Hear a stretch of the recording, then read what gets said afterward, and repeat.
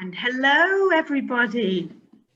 So we move into our 8th spot today, 5 more to go, and 8 more tomorrow. And we have the amazing Sam Collins with us, who is from the UK. She now lives in the States. And I first met Sam through her work when I attended a workshop delivered in a coaching style about networking in Bahrain. And I'm sure, Sam, that was about 10 years ago when your colleagues delivered it there. And honestly, it was one of the things that really stayed with me and encouraged me actually to move into coaching. So thank you for totally changing my life completely and my pleasure, helping turn me into a coach. How are you today? I didn't even know that. Oh, I'm good. I mean, it's 9 o'clock in the morning for me here, coming to you from my home in LA. And as many of us right now, men and women, been running around, the kids have breakfast, the Halloween decorations are up, everybody's dressed and just about ready for homeschooling. So goodness knows what's happening sort of behind the walls, but I think all is well, like fingers are crossed. But well done for what you're doing. And I really applaud that you put this together. Not an easy thing to do. I know that from experience, and not an easy thing to do during this time. So congratulations. And yeah, thank you for inviting me to speak. Hope it's useful. Thank you.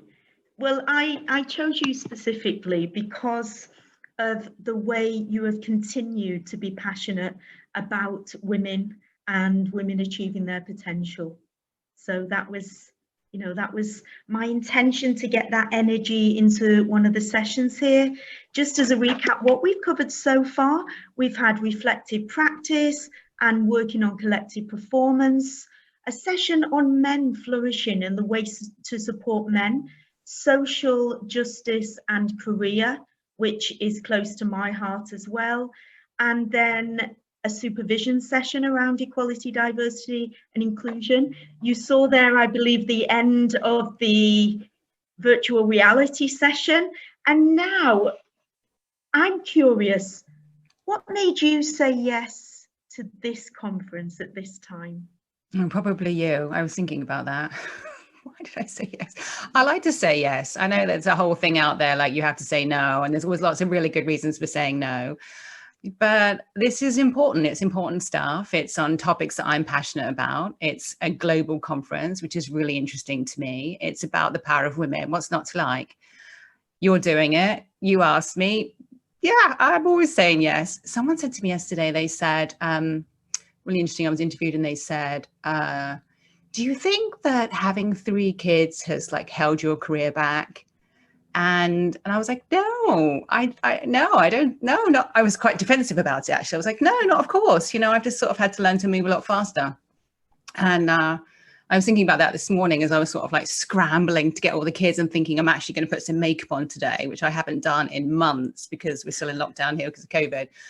I'm sort of trying to manage everything time-wise, but I think it's important to say yes. I think it's important to do the right thing. It's important to get your voice out there.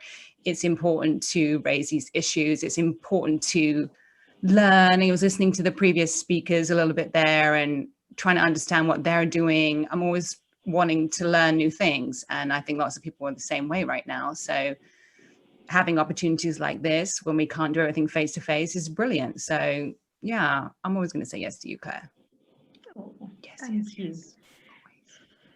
So what has driven your life's work to be around women? My life's work sounds so grand.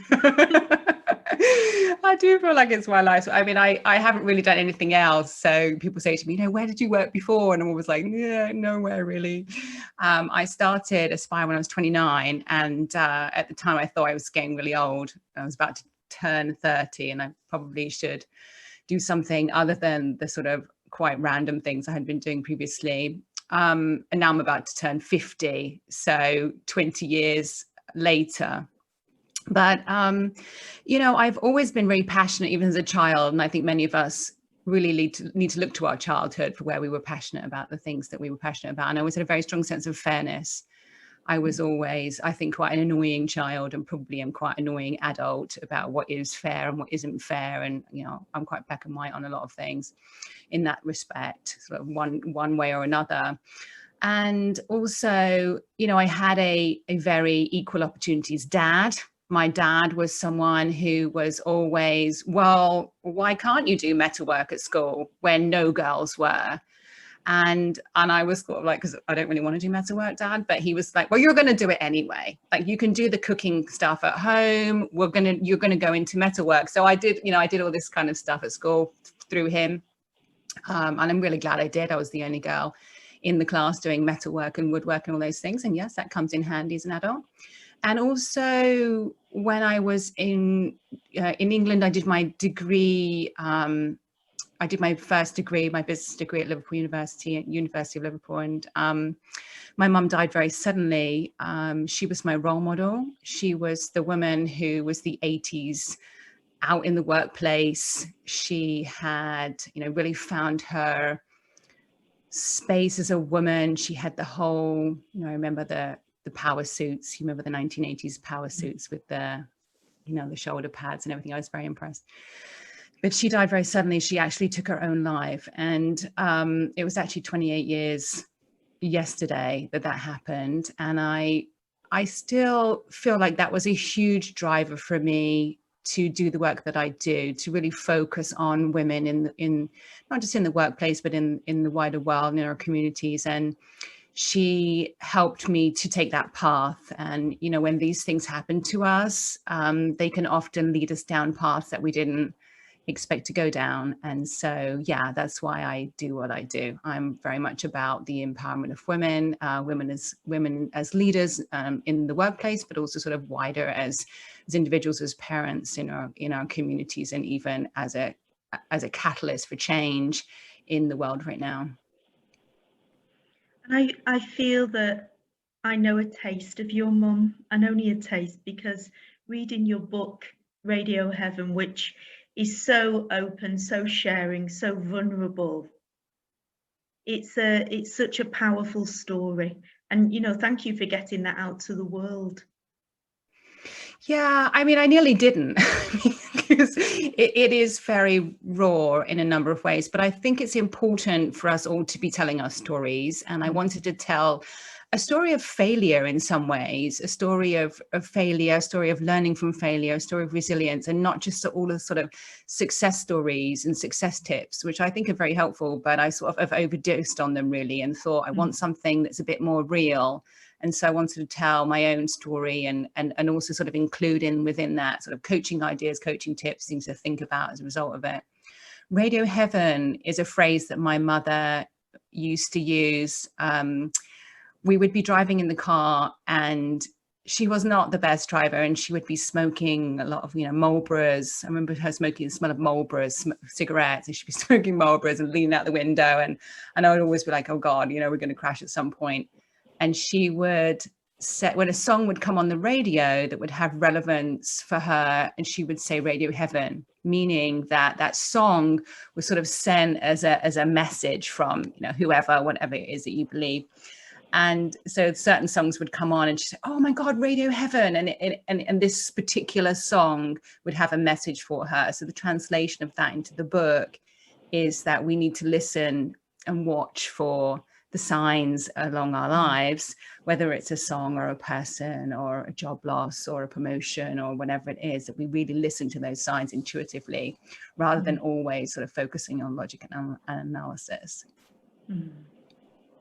I think that's a major coaching thing as well, using intuition and just bringing into sessions whatever's around us. So we both trained, I believe, with CTI, Coach Training Institute, and you went onto their leadership journey as well. Yeah, I did, yeah. I was a magpie. What was your tribe?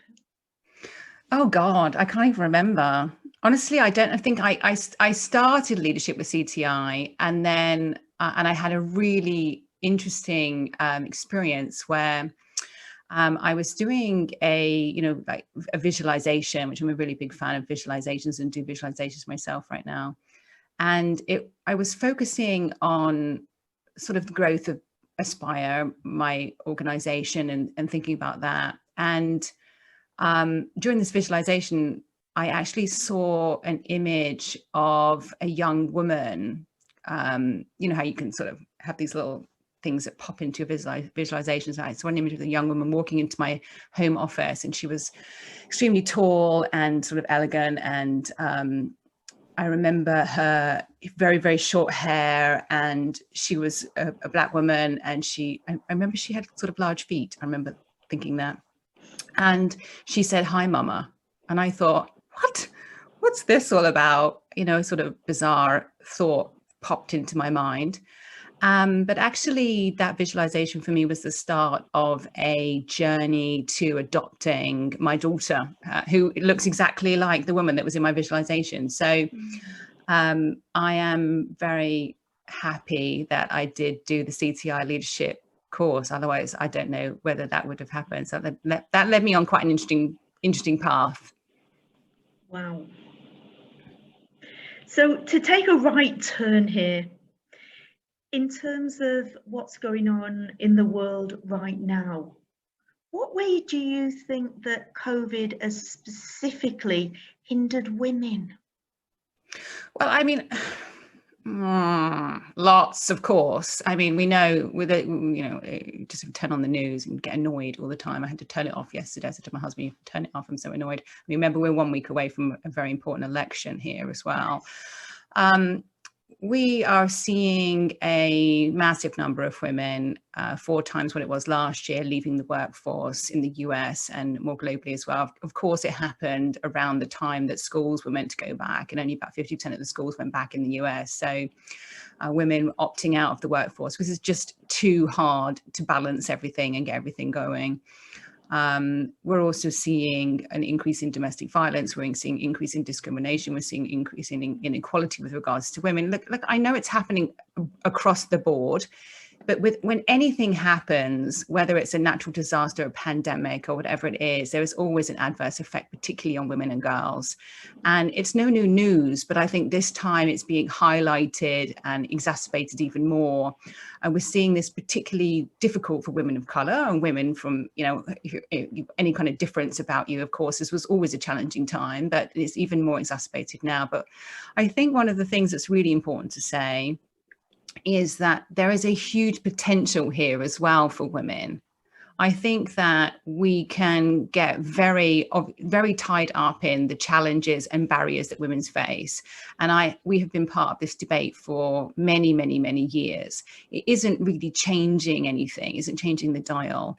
And I think that as women right now, we can really take the opportunity to self-reflect, to think about who we are, to think about what we really want to do, to think about where we have been perhaps doing things for other people, you know, following other people's dreams and visions, and take a moment and say, okay, you know, this is an extremely tough time, but let me come out of this flourishing. Let me think about what I can do. And I'm seeing an en masse amount of women who are wanting to start their own businesses, their own social enterprises, their own not-for-profits. I think that's extremely exciting. We're all going to need a lot of support, obviously, but it's an extremely exciting time.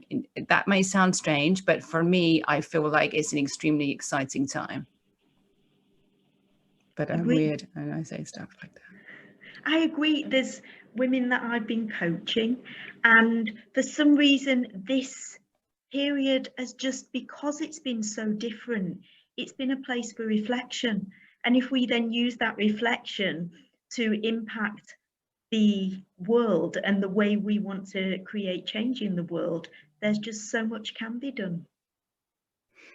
Yeah, and I mean, I don't want to sugarcoat it, because I think that many of us are in very, very extreme situations, but it really does give you the opportunity to think about whether you are ready to start bucking some of the social norms. Mm-hmm. And I know many women that have stayed in marriages, have stayed in jobs, have stayed in situations which are untenable, yet they have sort of learned how to deal with it on a day-to-day basis. And in this kind of time when it gives you sort of that shot up the arm when you sort of say, I don't know how long we're going to even last as a planet here. I don't know what's going to go on. I may as well make the most of my life. I may as well make the most of this. And I've seen women who have got divorced, for example, in countries and cultures where that is very, very unacceptable, and have had to really weigh up the pros and cons of that, and decided that even though the cons are significant, where their life might be at risk, or at least their family wouldn't be speaking to them, or whatever it is, that it's worth it to be free. It's worth it to be free and have that liberty and that social justice to be able to do the right thing. And I believe that when women do this en masse, and men or all genders are surrounding us to support us, that this will be the true change. For me, it's a grassroots change that's needed. The corporate policies, the government policies have had a limited impact on women's equality. And I don't downplay the hard work that's gone into many of those programs and policies and initiatives.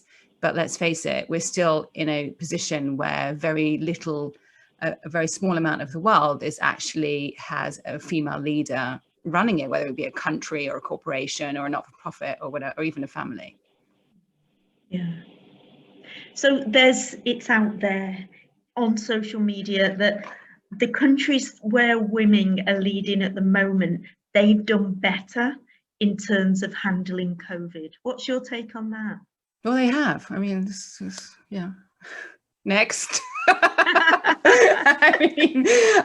I sort of laugh about it a little bit, because the skills that have been associated with women and men that are more centered in their feminine as well are the skills of collaboration, of being able to be intuitive, of being able to make good decisions, being able to involve people in those decisions, being able to balance the needs of work and life, all people. These social justice values are very, very strong in many people, particularly in women. It's no new news. We've always known this. There's many, many studies that would back this up. However, it's never really got any real press. It's never been that interesting for the global media for whatever reason. And now it's interesting because we get what we need, which is a empirical case study. And everybody likes a good old empirical case study because it gives evidence. When you look at the countries that have been doing better with regards to COVID and do have less cases, less deaths, they are the countries that are run by women. And this is a great thing. Why not? Because it gives evidence to support that these skills are important. It gives permission for all women that these skills are important and not just soft skills or some kind of soft thing that you might pull out the bag if you need it one day. And it gives permission for men as well to recognize these skills and applaud these skills and also uncover their own feminine skills in themselves. So I think it's really, really good. I'm not shocked by it. I'm not like, wow, really? That's really interesting. I never thought about that before. But for many, maybe they did have that reaction. For me, I was like, okay, well, but I've worked in this field for 20 years, so it's no new news. And for many people like me that work in the field as well, they were like, well, good, it's good. We finally got some press. And I think that some of these women, let's take Jacinda Ardern for a second of New Zealand.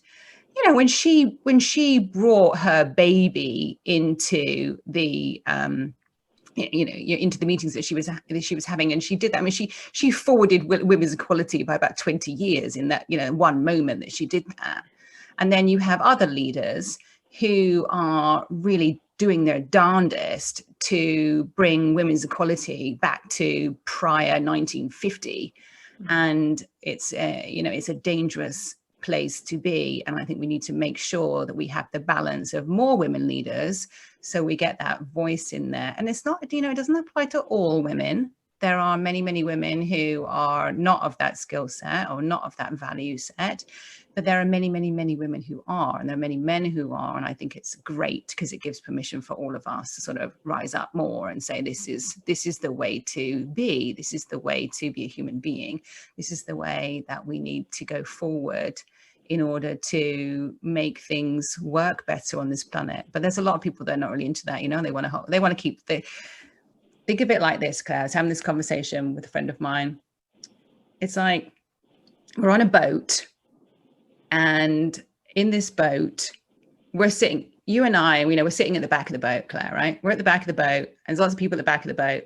We're having really great conversations at the back of this boat about diversity and inclusion, including everybody, and we're including everybody at the back of the boat.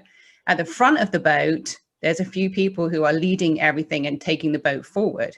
The thing is, the boat is leaking. And the people at the front of the boat, the leaders, are saying like, okay, people at the back of the boat, could you just focus on fixing the leaks in the boat? So we're all running around doing diversity programs, trying to do things like, let's fix that leak. And then we'll have it, fix it, stays, okay, and then it bursts again. Okay, let's go fix it.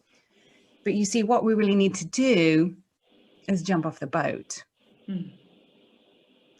But it's very scary. You go to the edge of your boat and say, oh my God, it's dark water. Can't see my way. I don't know. It used to be in the coaching world that we could rely on goals. So we could say, okay, 5 years time, I want to go there. So we'd say, okay, I can see this beautiful desert island over there. And I think I want to go there. And there is my perfect job, my perfect partner. I'm healthy. Everything's perfect there. I'm going to be heading to there. But that doesn't work right now because we're in the middle of the greatest disaster of our lifetimes.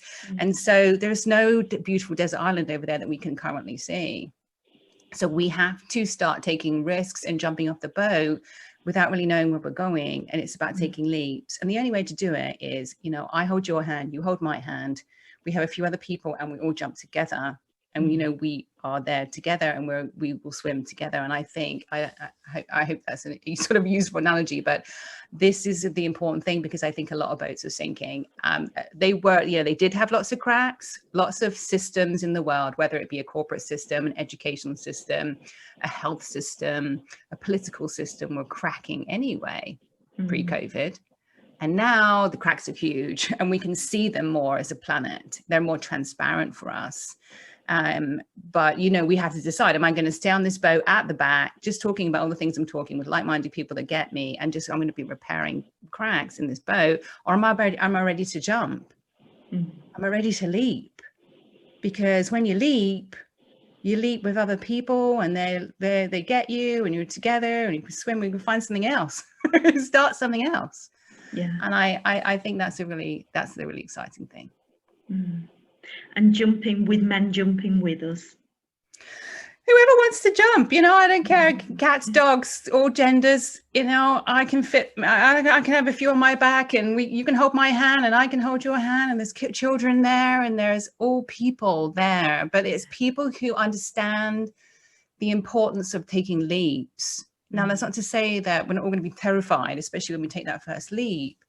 But we're doing it together. And I think that that's a really important point for me, that for me going forward now, for women's equality, for equality more broadly, it's about community. It's about it's a sort of old word, isn't it? But building that sustainable community, a new type of economic, social, political movement where people are very focused on what's right without that seeming weak.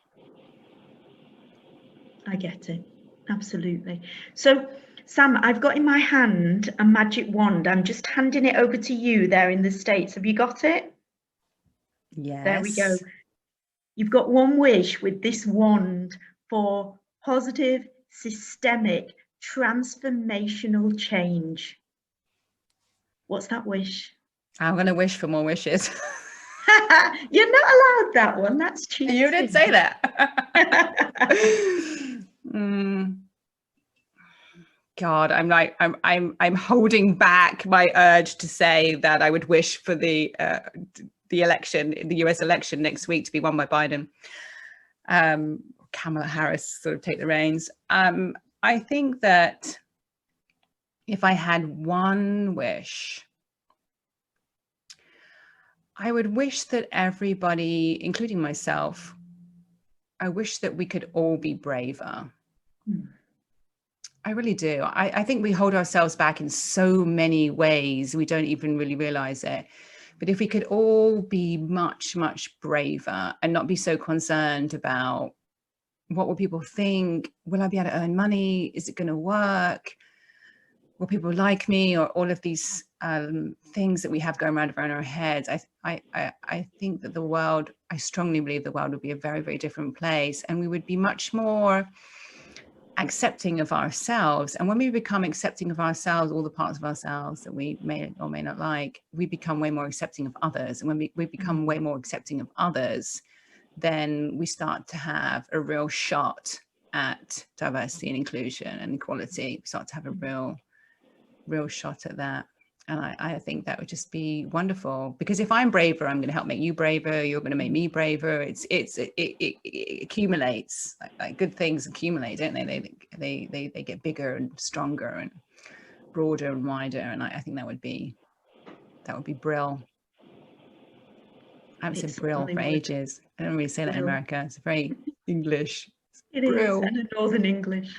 It's your influence. My accent stayed with me, even though I seemed to leave Manchester over 20, 30 years ago even. So your dreams for Aspire and the foundation, what's coming up there? Well, we are one organisation now, a social business, Aspire for Equality,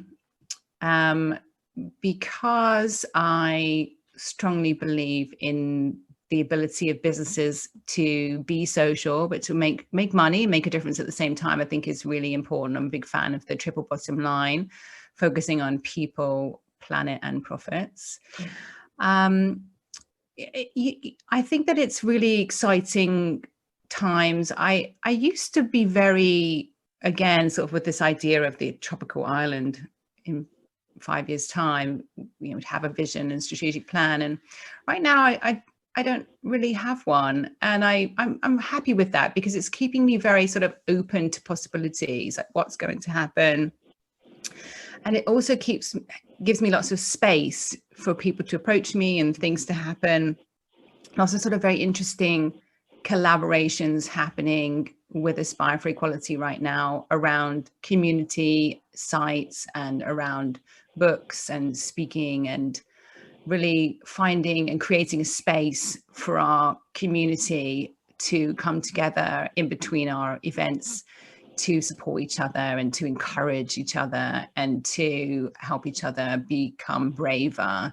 So I don't have a tangible plan for what exactly that would look like. And it's kind of relief, actually. What I do know is that I'm not going to do it all myself. And I used to be a lot more like that. Like, I drive this and I'm doing this myself and I'll help, other people help me. Now it's a lot more collaborative, a lot more organic, a lot more around working together in different ways. One of the things I'm very, very interested in right now is visibility of women. To your point about the women leaders dealing well with COVID, getting some good press, I think that's a good thing. But there are so many women across the globe who are doing great things, doing great work and having amazing stories. We had women from across the globe, from 65 countries, attend our conference a couple of weeks ago. And there was some 1,500 women and a few great men on that conference. And I was really so struck by the women, and how is it we don't know about the work that they're doing? How is it that we don't know? We have this amazing woman from Nepal who was, she's a fabulous story, but one of the things that she's doing right now is creating masks, sewing masks with women in Kathmandu. And we crashed her website because everyone started buying these masks, and she was stunned. It wasn't really that hard to create this there's visibility for her and this work that she's doing, and she was really powerful in her story. So I'm very keen to think about ways to raise the visibility of women, to encourage women across the globe to support each other. I think when you live and work somewhere where times are tough, and there are certain countries around the world which have always been very, very hard for women, and it is now exacerbated. It's, I think, encouraging to know that women in other countries care about you, and that we want you to succeed, and we want to hear your story. I've also just started a podcast called the Sam Collins podcast, Stripped Back, and it's called Stripped Back because I wanted to do something, no advertising, no sponsors, no scripts, just raw conversations with great women I know. And that's another way I can raise the visibility of women through that podcast. So I'm experimenting, I think, right now is probably something I would say. I'm experimenting, trying some new things. And it sort of forces me to get my voice out there more and think about my arguments and my thoughts and my views, rather than sort of contemplating them on my balcony. Like getting them out into the world and seeing the response that I get, on what it is that I have to say. Cool. And when you said experimenting, you sat up, so it looks like I like experimenting. Yeah. I haven't done it for ages, but I did my strengths profile, a different strengths profile to the one I'd done before, but I did a strengths profile a couple of weeks ago. Of course, a coach made me do it. I love that when coaches make you do things. And my top skill came out as creative. And I was thrilled about that. I was really thrilled. I was like, oh yeah, that's why I love to pioneer new things. That's why I'm always thinking about what's next. I love to be innovative. In order to do that, it's very important to observe. It's very important to really understand what's going on. And that's a very, very big focus of mine, rather than just jumping to, oh, we should do this. Well, let's take a step back and truly observe before we take any action. That's a bit of a challenge for me. I'm not something that I'm really that used to doing. So it's something I'm really focusing on right now. Brilliant. I love the theme you mentioned as well about the doing it together and asking for help. It took me a long time to realize that the asking for help allows others to grow and learn as well. Yeah, it does. I asking for help, I think, is one of those things that women particularly, I mean, I'm generalizing here, so don't get mad at me, anyone that doesn't like this sort of systemic generalizations, but I think that a lot of us find it really difficult to ask for help. And if you have a room full of women and you say, okay, please raise your hand if you like to give other people help, like the room pretty universally, everyone puts their hand up. Yeah. And then if you say, okay, who likes to ask for help? And then, you get like a few people shoot their hand up because they've done the work. And then the majority of people don't really put their hand up, or they're sort of shaking their hand, it's in and out kind of thing. So we've been conditioned to be superwoman for a long, long time. And it's been exacerbated by the media in many, many ways. That we have to have it all down, that we have to be perfect, that if we ask for help is a sign of weakness. And that is starting to change. I mean, not only does it help other people and it feels good and it's collaborative, but my top tip around asking for help is that it's time saving. That might sound quite selfish, but I'm, like many of us, pretty time poor. So it can take ages to think through something, or how you're going to do something. An issue recently I was trying to figure out, and I was like, why am I doing this? I'm trying to do all this research, trying to find out for this legal issue, which is not my strength. And then I was like, who do I know could help me? And then that's their strength, and they really like to be asked, and they shared their expertise with me. And it took them about 5 minutes, where it would have taken me 5 hours to figure out what they would, it took them 5 minutes because it was their thing. Yeah. And so I saved all that time and that sort of angst around it as well. And that was really, really helpful, way better than anything I could have done. And I bet they loved helping too, because it's their subject. Yeah, I think so. I mean, you're always kind of a little bit, do you mind? Quite polite about it. I hope you don't mind. I hope it won't take you too long. And I think we have to sort of be ready to get a no if somebody says, just don't have the time right now. And I don't know that we're always that good at that as well. When people ask, can I have people asking me a lot, you know, can you help me with this? Can you help me with this? And sometimes you have to say no, not always because you just don't have the time, but because it's just not your expertise, or you just don't think you can help. You can always maybe try and refer them to someone else that can help them. Brilliant. So I have one more question, my burning question, and then we'll see if there are any questions from the audience. So in a nutshell, what do you feel is your biggest achievement to date? Well, I was actually asked this yesterday. My biggest achievement today has got to be adopting my daughter. I mean, I know it's not a businessy thing, but it was a 3-year journey to adopt her. I have 3 children, 2 biological, 1 adopted. And I came up with this idea after I'd had that vision of wanting to adopt, and adopted internationally from Democratic Republic of Congo. And it was very, very, very difficult. It tested me in many, many ways. And someone said, I was interviewed yesterday, and someone said, was it worth it? It was so hard and everything. And I was like, there's this wonderful, beautiful 12-year-old human being now in my house who is, interestingly, so like me in so many ways. And so I'm going to say that Grace is one of my greatest achievements. And I'm very, very proud that I sort of stood the course on that, because many people told me that it wasn't going to work and give up and all of that kind of thing. And I've been someone always since a child, and I see this in my older son a lot, and sort of karma coming back on me maybe, but I see this in my older son, where if someone tells me like, you can't do it, it's not going to work, it's not allowed, you know, it's not allowed for whatever reason, it's not allowed for a white parent to adopt a black child, it's not allowed for a woman to bring her child into a boardroom meeting, it's not allowed, it's not a social norm, you may not divorce your husband, you may not go out into public in this way. I've always been someone who just thinks that that's not right and not fair. And I think a lot of us think that, but we don't necessarily do something about it. And so I've always been someone who wants to do something about it. And I've realized that this is sort of the nutshell of me, you know, like I'm the one that will be, let's just get off the ship. Yeah. Let's get off this boat. Like, it's stupid. Let's get off. Yeah. And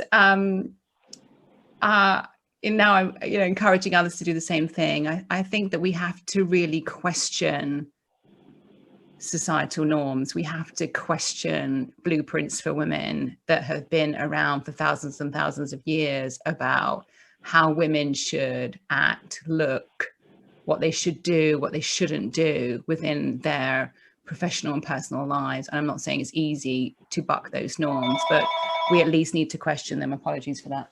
Don't worry.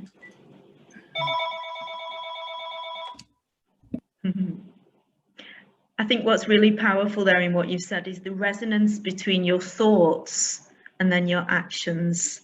And some people stop at the thoughts. So thank you for all you brought to the world. Thank you. Anyone, any questions?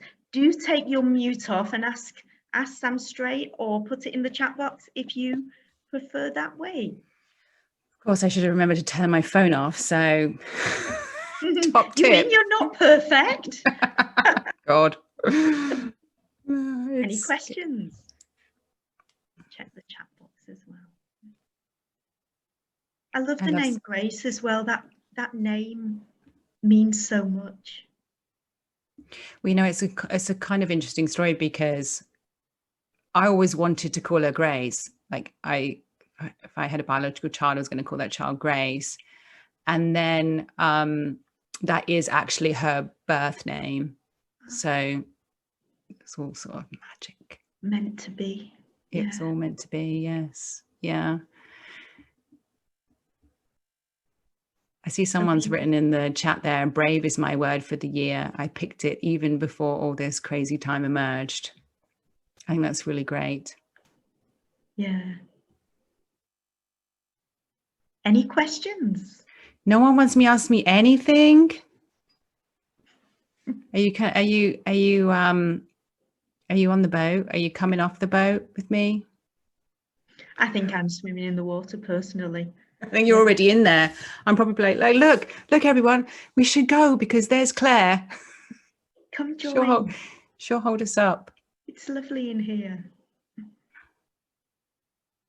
Araceli, do you want to ask something? We've seen you come on camera. No, I didn't prepare any questions and nothing comes up. Sorry, the microphone. I feel like I'm wasting such a good opportunity and I didn't prepare for this. So I'm sorry I don't have a question. I'm so excited to have the opportunity and I'm going to come up with a question as soon as this is over, I'm sure. Doesn't it happen? Araceli, what did you hear from our talk that was helpful for you? I'm one of those people that write things down to absorb. So I was writing and I have already listened to your 4 podcasts because someone in social media mentioned it and I started listening. I guess I really like several times you've spoken about not having a vision. So you use it in your boat metaphor and jumping into the dark water and there not being an island and so on. And you've mentioned it afterwards when you talk about aspire for equality and the fact that now you don't have a plan. You're just raising up to what's happening, experimenting. I really like that. I was starting to think, am I ready to do something similar? I'm not sure. I think I've been in a comfortable position for a while, paycheck coming. I mean, when you have a family, it's not always easy to choose the unknown. At the moment, I'm looking for a job because I don't have that security. So I don't know. It's an opportunity, but at the same time, how do I make the most of this? Not sure. But you're planting a seed. Let's put it this way. So thank you. Good.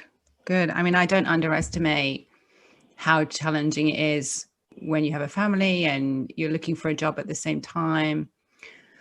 One thing I have learned about jumping into the unknown is that my kids are very willing to jump in with me. In fact, they're already in. My kids are really good at that. And I sort of spent the last 8 months or so, whatever it's been since March, thinking to myself, I've got to do the right thing for my kids. I've got to do the right thing for my kids. And it was only recently that I realized I've got to do the right thing for me. If I do the right thing for me, then my kids are happy. Because my kids don't really care, what's going on, as long as they feel safe. And so I think that we get ourselves very tied into going back to the way things were. Let me go back to the way things were, where I had that security and I had that money coming in and it all was well. And I've got to think about my kids, and it's very valid. And there will be many, many people around that will back you up. I would say, while you're still doing your job hunt, maybe do some daydreaming, maybe you write to write, see your notes there, write some stuff down about what you would love to do and who you'd like to impact. You never know where that's going to end up. Yeah. You never know. I remember writing something down, like just before I started Aspire, I was about 27. I was in Australia and I wrote down, I've been thinking about it a lot recently. It was very glamorous. I was sitting by a pool in Australia and I wrote down, right at the time I had no job and nothing. And I said, could I possibly start a business that's just with women? I remember writing that down as a question mark and sort of drawing around the question mark and doodling. And then I put it away because I thought it was just too impossible. But, I did do it, but very slowly. You can still get another job, but you could be maybe doing something else slowly on the side as well. And it will make you feel so good about yourself. So I'm excited to hear what happened. And then maybe one day you'll be on my podcast, I'll be interviewing you and you'll say, do you remember I was on the Listen, Learn and Live conference? And now I'm like running for president of the world, and people are voting for me. It's all good. Yeah. Thank you. Pleasure. Where are you? Where are you? I was going to ask I'm in that. London. Are you in London? Cool. Yeah, I came to London at the end of 2002. Very nice. So My hometown. crazy London. Crazy London, yeah. My home. Well, one of my homes. Now officially American now too. So I can vote, of course. Good luck. There's something amazing Yes. there though as well around people used to think of the concept as career, and it was unusual for so many of us to actually step into doing our own thing. And yet one way to think of it is life projects, and we may have this one that's the stable with this one on the side flowing and moving at the same time.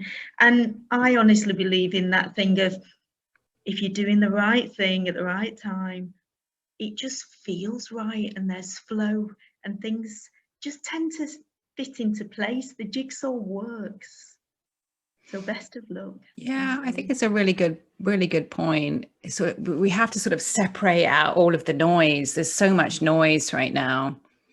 So I'm a big fan of meditation and being quiet and visualizations and that kind of thing, just to go inside a bit more and reflect on what it is that you want to do. And I'm also a very big fan of starting small. I don't think that we have to we're going to jump off the boat, or as Britta Fernandez-Schmidt, who I interviewed recently for my podcast, she said, you don't have to jump up, because I'm very much about jump. I'm going to jump off the boat, right? Claire's already in the water. But she said, and I think this is brilliant, and maybe this might help you, Araceli, is she said, sometimes you just have to put your toe in the water. Just put your toe in the water. And I think that's a good one. Like, put your toe in the water, like do something. Maybe it's small. It's more like an incremental step. There are so many things nowadays that you can do that are, don't cost anything. And, we've got Zoom and you can do a podcast, and it's all very, very, it's either free or very low cost to do. It's just making sure that we've got the time to do it. So sometimes I have to get up a bit earlier. Sometimes I'm juggling things, and I've got 3 kids at home right now who are all being homeschooled, and I'm doing one thing, and at the same time, I'm like, okay, I'm going to try and inspire some women and men from Qatar right now. So can you not come in? So it is a bit of a madhouse, but I like it that way. I wouldn't have it any other way. But I refuse to stop doing the things I want to do. I refuse. And if my kids end up having a bit more iPad time or watching a bit more TV because I need to finish editing a podcast, and so be it, I think they'll still live and be fine and have great lives. I watched a lot of TV as a kid, and I think I turned out okay. Kind of. Depends on your perspective. And they need a happy mum, of course. That is so important as well. Exactly. Sam, you're an inspiration. Always love your work.